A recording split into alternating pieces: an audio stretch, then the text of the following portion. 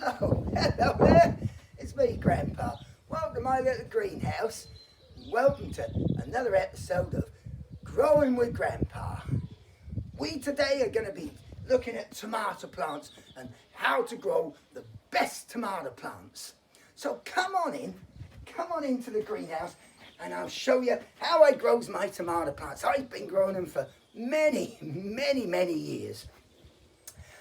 Do though, whilst you're watching, please subscribe to my channel. So if you click on subscribe to my channel, that would be wonderful. Subscribe to Growing with Grandpa, and then you'll see all my upcoming videos, because I will be doing some others. It's tomatoes today, but I'll be doing some other ones on my veg patch on how to grow the best other crops as well. Things like sweet corn and now cabbages and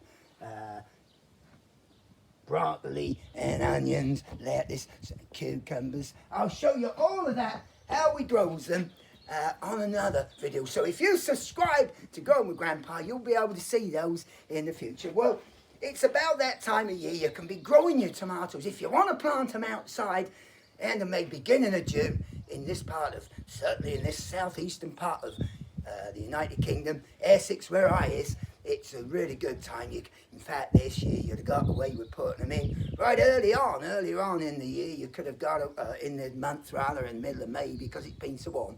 But obviously it depends whereabouts you are. So depending on how your climate is and where you are. Now, if you're in other parts of the world, if you're in North America, for instance, in the United States, of course, you've got lots of different growing zones there, because the climate does change from place to place. So check on your growing zone.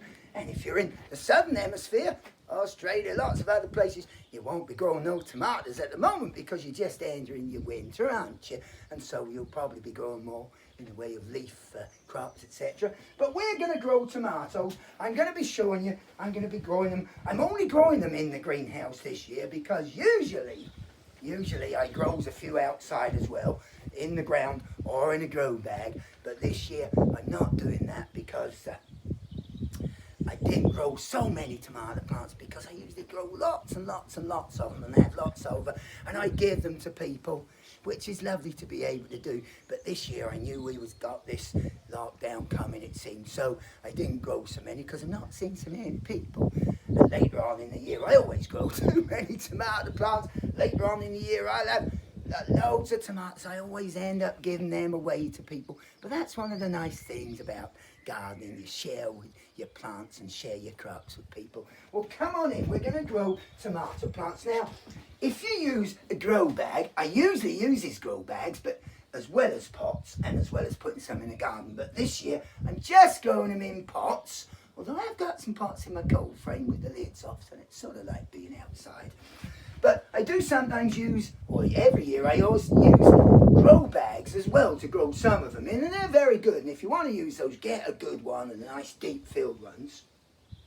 Now, all your tomato plants always need to be planted nice and deep. They like that. Put them in nice and deep.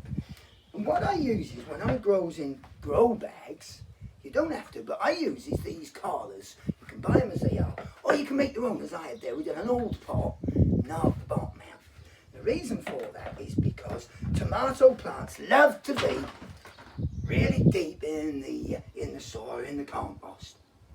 And so I put one of these in a grow bag when I'm using a grow bag, and I mix some of my compost with the compost from the grow bag, mix it all in so it's the same material it's growing in, all the way its roots going into the same material. And then I plant inside this collar, but I've got the compost right up there, you see, so that way the tomato plant's got lots of room for its roots. But these pots are nice and deep and nice and wide, and they should accommodate the roots of our tomato plants really well. So I was going to show you some of my tips. I've been growing tomatoes for many years, and this is how I do it, and it's always worked really well for me. I'll be doing other videos later on with tomatoes when we get to other stages, when we gotta be doing other things like tying them in and nipping out the side shoots. But I'll show you that, because these tomatoes, most tomatoes you'll buy, should be grown as a cordon. So that's with one tall stem, one straight stem with all the fruit on it, and we take out the side shoots. But I'll show you how to do that as we go along. This is the early stages, planting your tomato plants. Now, if you grew them from seed, which you may well have done, when you're growing your tomato plants and other plants indoors, they do get a bit what we call leggy, long and straggly, because they're not getting enough light. This is why it's great growing in a greenhouse, because you get lots of light. But I grew these indoors because this wasn't heated. But what I do to try and kick the plants into thinking they're outside so that they grow nice and strong, I get a bit of card. I get, oh my, look, that's from a sausage packet, this one. I get a bit of card, and when the plants are growing nice and strong, I just gently move that over the tops of the plants, making them sway around gently, or you can do it with your hand, and it gives the impression of being out in the wind, you see, and that does help the plants grow strong, their stems get stronger, they root nice and strongly, which is very, very important, you see. So, I say it's a really warm day out here today, isn't it? I think probably come August I might be able to take my woolly hat off. What do you think? I know I'm silly old dear, aren't I? So here we are then. So planting your tomato plants, your seedlings, or if you bought plants from the garden centre or the nursery, you can still get them now and plant them into June outside or inside in the greenhouse. They've got to have lots of light. Now, as I was saying to you, you plant your tomato plants nice and deep. Before I do that though, I get some fertiliser. I uses this. This is called blood, fish and bone, and I put a little bit in the planting material before I plant. Dig the hole out and put some of that in. You can get it as a powder form as well, but this is granules. I will wash my hand afterwards. So you put that in, and then you put some water on it to help activate the fertiliser, and you put the tomato plant nice and deep down into the compost, into the soil. And the reason for that is because the stems of tomato plants, when they're down under the ground, they don't mind that. You can go right up to the first set of leaves. You can even take some leaves off and put them right down nice and deep. And those stems will actually then send out roots. So you'll have more roots which will firm the plant up, make it a nice sturdy plant, and bring more nutrients up into the plant, because that's what we want. Nutrients going into that plant. As I was saying, we grow them as a cordon. You can buy a bush variety, but you don't see those very often, and they only grow about that big. But in here, with most of these plants, we grow them as a cordon. Now, once you put your plant in the soil, you've got a little bit of fertiliser in there, push them in nice and firm, put your compost up nice and high, firm them in. What I would say though is canes. Now these canes, I always grow canes. Some people have strings, but I prefer canes. If you have a string hanging from a pole in the roof, they then twine their tomatoes around them. But I think they can dig into your crops, so I don't like that. So I use these, and I use string. You can use these plastic ties, but I prefer string, nice soft string. So you got your cane in, but put your cane in when you plant your plant. Now the reason for that is because if you wait until that plant's really established and got lots of lovely big roots spread out in that pot, and you go putting your cane into there, then you could damage the roots, and the roots are all important, you see. So we've got our fertiliser in, we've got it really, really planted firmly and nice and high up on the, we got the stem nice and low into the compost, and there's compost nice and high up the stem. We then want to tie it in when it gets to this sort of stage. So what I does with soft string, I puts it, can we see this all right? I puts it gently round the stem. Not too tight, because that stem is going to grow and the sap grows up the stem, and we don't want to restrict the flow of sap. So I just twist it round there, gently loop it round, can you see? And then I go round the cane, and I tie it round there, still giving plenty of space for the tomato plant to grow. That's it. Now that's tied on there. It's fairly straight, but can you see that there is space there? Oops, I got that a little bit high. Can you see that there is space there for that stem to move, so that stem can thicken up? There's plenty of room there for that to move. So we'll do this all the way through the season. As it's growing up, keep tying it in. Now something else, just about starting to do this now, but you don't have to do it when they're this small, but this is something we call, people get confused over this. This is called taking out the side shoots, or pruning if you like.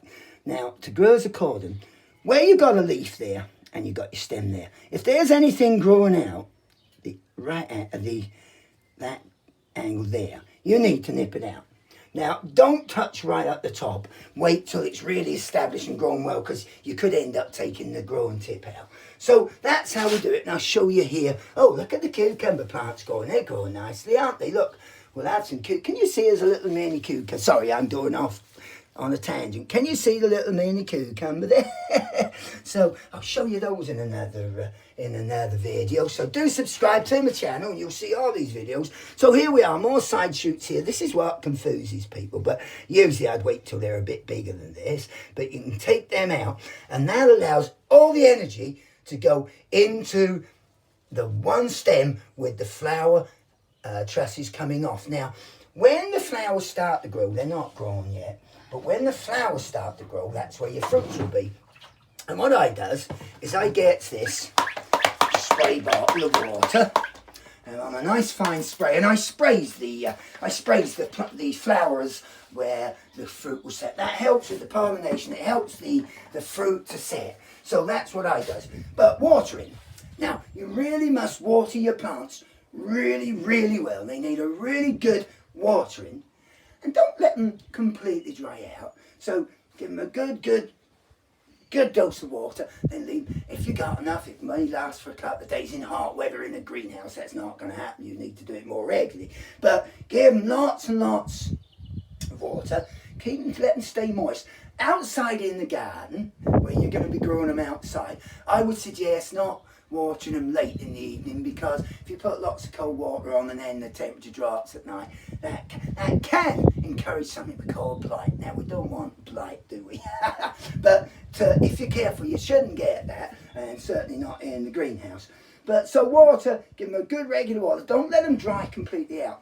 If you let your tomato plants dry completely out, what tends to happen is the skins on the tomatoes grows very thick and strong. And then when it's hot and they start growing again, those skins split, you see. You can still eat them, but they're not as good. And another problem can be blossoming rot.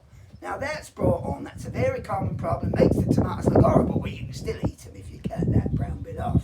But that's caused by regular watering as well. So if you let them dry right out, that can happen. So don't let your plants dry out. Give them lots and lots of water, and then every couple of days, or if it's inside, you might need to do that more often. Now, what have we covered? Oh yes, I gave the fertiliser. Won't need to fertilise it again afterwards until this starts to set some flowers, which will where the fruits will come.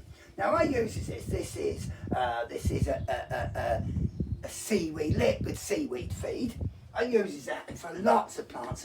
It's not cheap, but it's a great stuff, and I swear by it. Now this one's another one. It's a specialist tomato plant. You can plant tomato food as well. You water it in. You have to use the instructions on there to dilute it. Don't be tempted to put more in than it says, because that doesn't really help. So liquid seaweed or the tomato feed. Once the flowers start to set, once you see the flowers, you then must do it, but you must tie the plants in and also side shoots. Take the side shoots out. Now, again, look here in case there's anything I wanted to tell you that I've forgotten. I don't think so. Now, did you enjoy that? Have you learned a little bit? Well, please give us a thumbs up on the video, and don't forget to subscribe. Now, we covered colours. What else did we move? Yeah, we covered, don't forget when you got young plants, indoors, seedlings, do that, and that will help strengthen them up. I think we've done everything now. Everything that I wanted to cover with you. Yeah, I don't think there's anything else to mention. So this is nice and easy for mums and dads, boys and girls, beginners to do. As long as you just keep looking at my videos, and I'll show you step by step as they grow bigger.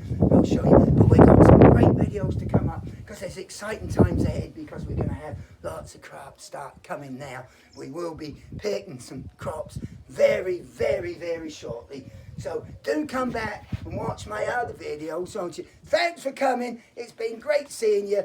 Thanks for coming and seeing Growing with Grandpa.